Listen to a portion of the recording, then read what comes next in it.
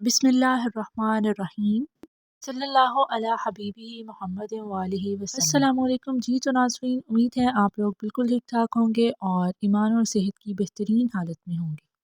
آپ سب کو میری طرف سے رمضان المبارک۔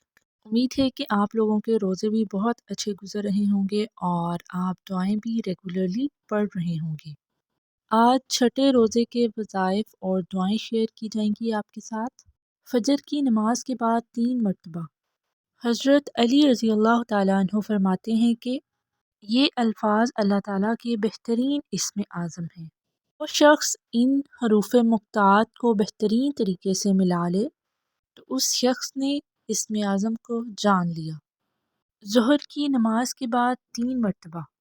حضرت ابراہیم علیہ السلام، پیارے حبیب محمد مصطفیٰ صلی اللہ علیہ وآلہ وسلم اور ان کے صحابہ کرام نے اس کلمے کو انتہائی مشکل کے وقت ادا کیا اور اللہ تعالیٰ نے ان کی مشکل کشائی کی۔ اس سے معلوم ہوتا ہے کہ مشکل حالات سے نکلنے کے لیے ان بہترین ہستیوں کا اسم اعظم یہی تھا اور ہمیں بھی یہ اپنی عام روٹین میں بھی شامل کرنا چاہیے۔ عصر کی نماز کے بعد 3 مرتبہ لا الہ الا اللہ محمد رسول اللہ صلی اللہ علیہ وآلہ وسلم۔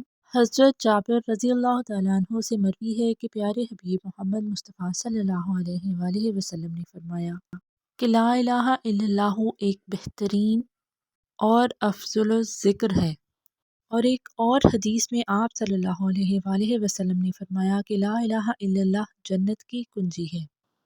مغرب کی نماز کے بعد آپ نے یہ 2 الفاظ پڑھنے ہیں، ٹھیک ہے؟ یہ اسماء الحسنی ہوتے ہیں اور یا لطیف یا حلیم۔